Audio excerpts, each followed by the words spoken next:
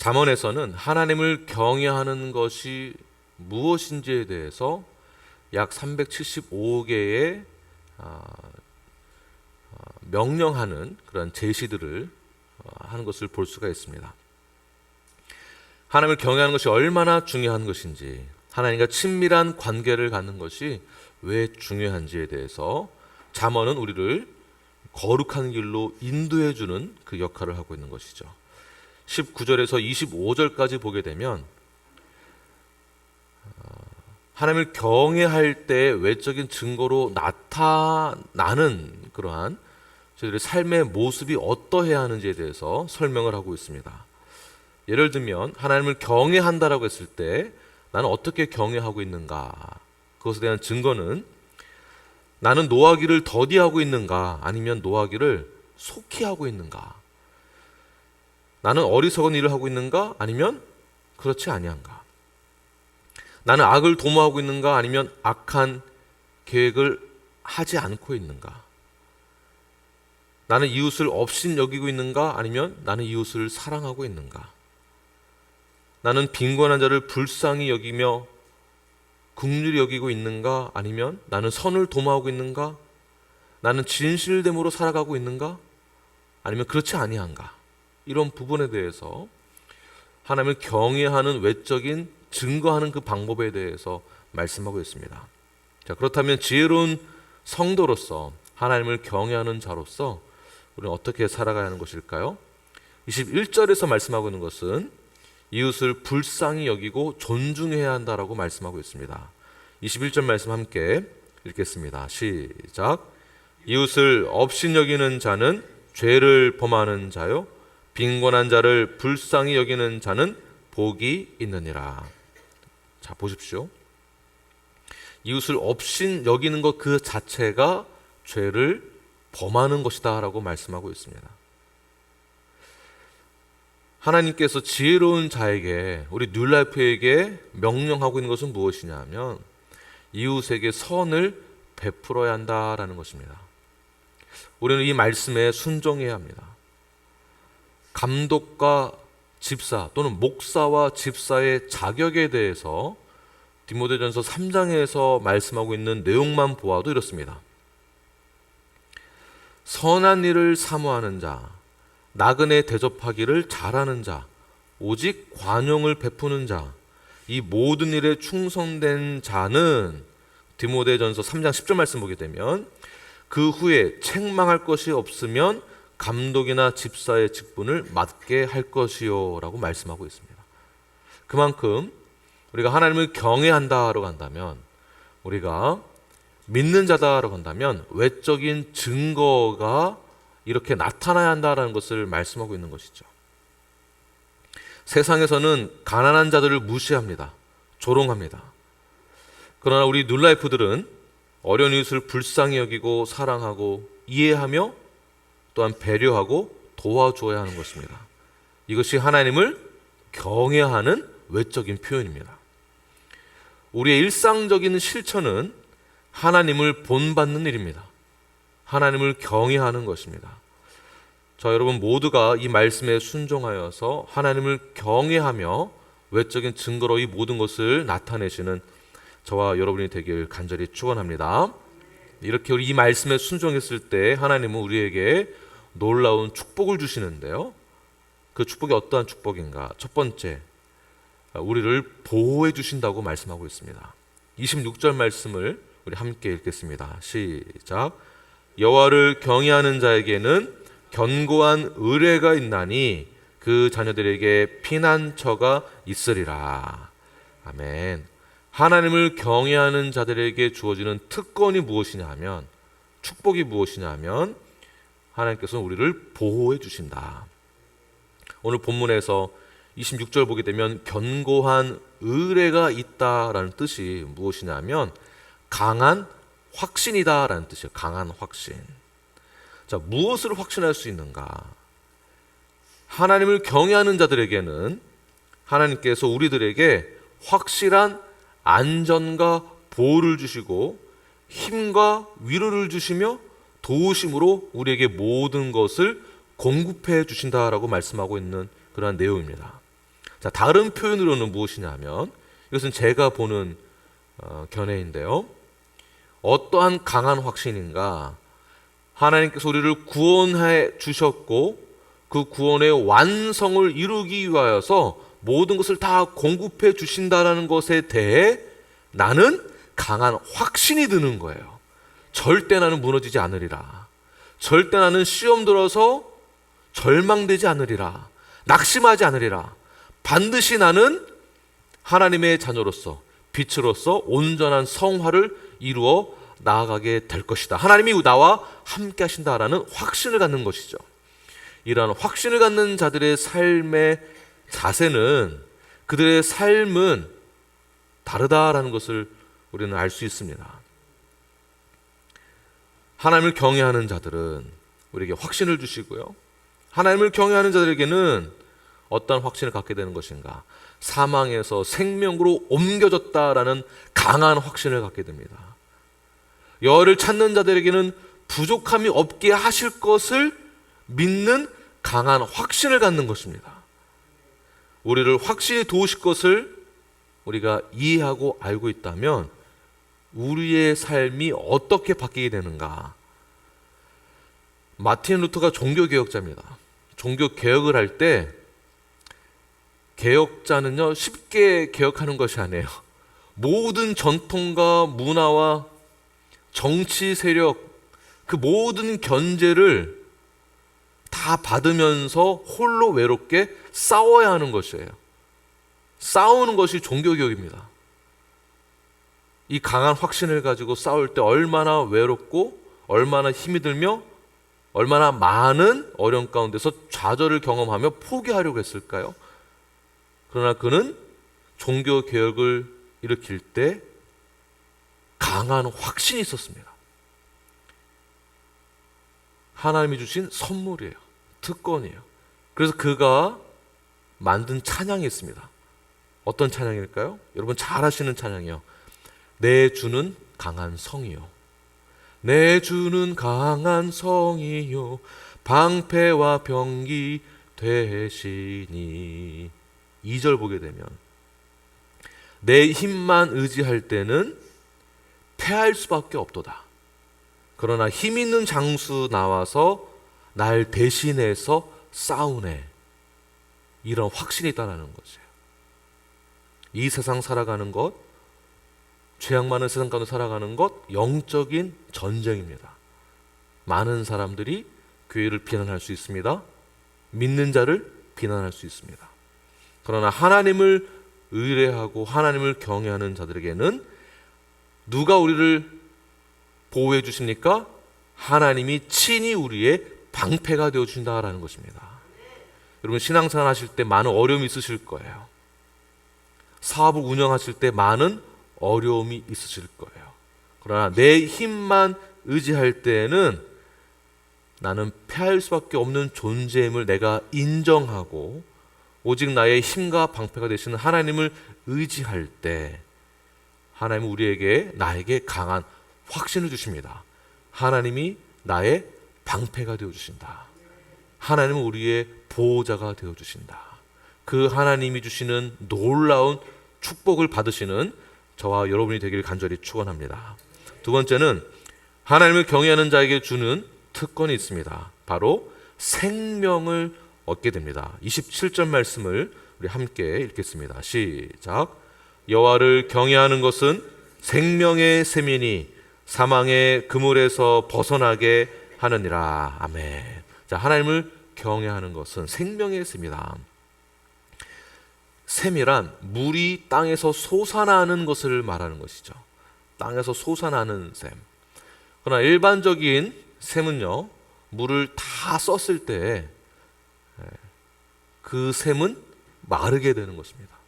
그러나 생명의 셈이란, 이 생명의 셈의 뜻은 무엇이냐면 물이 마르지 않는 셈이에요. 그러니까 끊이지 않는 셈. 하나님을 믿는 자, 하나님의 자녀들은, 하나님을 경외하는 자들은 우리의 마음속에, 우리 속에 생명샘이 끊이지 않게 지속적으로 넘쳐 흐른다라는 것입니다. 그래서 이러한 구약적인 이 표현을 신약에서는 이렇게 표현을 하고 있습니다. 요한복음 1장 4절 보게 되면 그 안에 생명이 있었으니, 그 안에 생명이 있다. 어디 안에요?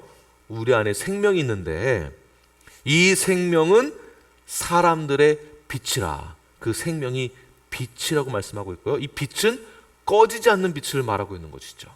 절대 꺼지지 않는다.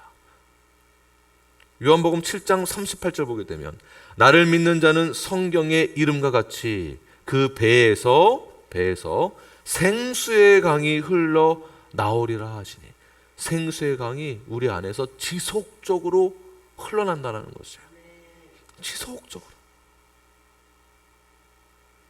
인본주의에 빠지지도 않고요, 세상의 흐름 가운데 빠지지도 않고 절망하지도 않고 지속적인 생명의 생수가 흘러나와 하나님을 경외하는 그 마음은 더욱더 커지게 되고, 하나님께 영광 돌리는 그 마음은 시간이 지나면 지날수록 멈춰지는 것이 아니라 더 풍요롭게 되어지고, 우리의 삶도 환경에 지배받지 않는, 환경에 영향을 받지 않는 그러한 질이 좋은 삶을 살게 된다는 것입니다. 외부의 어떤 조건도 나를 무너뜨릴 수 없다라는 그러한 마음이 나의 마음 가운데에서 솟아나는 것이죠.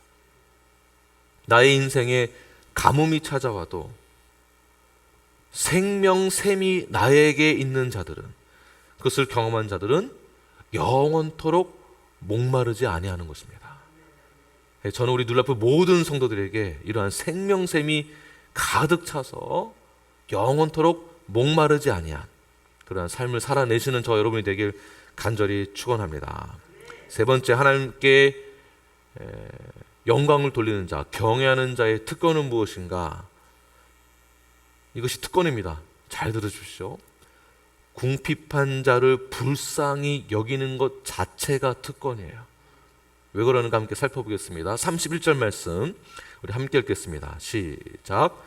가난한 사람을 학대하는 자는 그를 지으신 이를 멸시하는 자요, 궁핍한 사람을 불쌍히 여기는 자는 주를 공경하는 자니라. 자, 보십시오.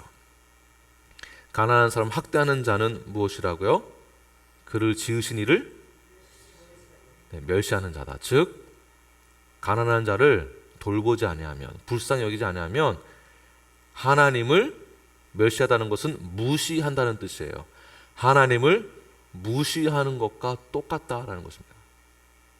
자, 그러므로 우리가 불쌍한 이웃을 긍휼히 여길 수 있는 기회가 온 것은 무엇을 말하는 것입니까? 찬스가 온 거예요. 우리에게 특권을 주시는 거예요. 하나님을 경외할 수 있도록 우리에게 특권을 주신 거예요. 믿으십니까? 네. 그래서 저희들이 선교하는 데 의미가 있는 것이고요. 더 나아가서 구속사적 사건으로 보게 된다면, 해석으로 보게 된다면 우리는 가난한 자이죠. 우리는 죽을 수밖에 없는 자, 가장 불쌍히 여겨야 될 대상자입니다. 죄로 인해 죽어야만 하니까. 네, 하나님께서 우리를 긍휼히 여겨주시고 우리를 사랑하셔서 그의 독생자 예수 그리스도를 땅 가운데 보내셔서 가장 불쌍한 우리를 어떻게 하셨습니까? 생명을 주셨어요. 대신 우리의 모든 죄들을 사하여 주시기 위하여서 구속하여 주시고, 불쌍한 우리들을, 고아 같은 우리들을 하나님께서 양자로 삼아주시고 자녀로 삼아주셨어요. 그리고 자녀가 된 그 특권을 누리게 하셨습니다. 영생을 주셨습니다. 예수님의 죽으심으로 인하여서. 그렇다면 우리가 그 은혜를 받은 자다라고 한다면 외적인 증거로 하나님의 자녀로서 나타낼 때에는 가난한 자, 궁핍한 자를 위하여서 우리는 특별히 그들을 위하여 도와줘야 하는 것입니다. 선을 도모한다라는 뜻이에요. 선을 도모하고 어떻게 하면 도울 수 있을까? 그 이웃이 우리 성도인 동시에 그 이웃이 또한 세상도 되는 것입니다. 세상을 향하여서 우리가 믿는 자로서 우리의 모든 것을 동원하여 정말 그들의 영혼을 불쌍히 여기는 그 마음으로 그들에게 온전한 복음을 전하십시오. 필요한 부분들을 찾아서 도와주십시오. 채워주십시오. 그리고 복음을 전하시기를 바랍니다. 그것이 그들의 영혼을 구원할 가장 중요한 하나님의 구원 계획 중에 하나입니다. 우리가 그 구원 계획 가운데 쓰임 받는 것입니다. 잠언 17장 5절에서 말씀하는 것, 가난한 자를 조롱하는 자는 이를 지으신 주를 멸시하는 자요라고 동일하게 말씀하고 있습니다. 세상에서는 그 사람의 인격과 가치를 인정해 주지 않고 단지 그 사람의 재산이 많고 적음에 따라 그 사람을 평가하는 경우들이 있습니다. 가난한 자를 무시하는 경향이 있습니다. 그러나 하나님은 이 세상 모든 사람을 하나님의 형상대로 지으셨습니다. 창조하셨습니다. 이 세상은 가난한 자, 부자가 섞여 있습니다.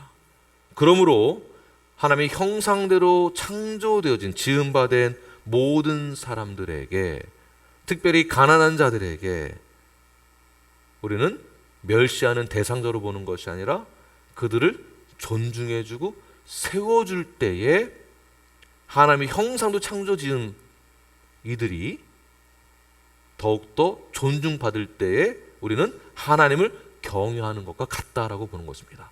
동일하게 보는 것이에요. 동일하게.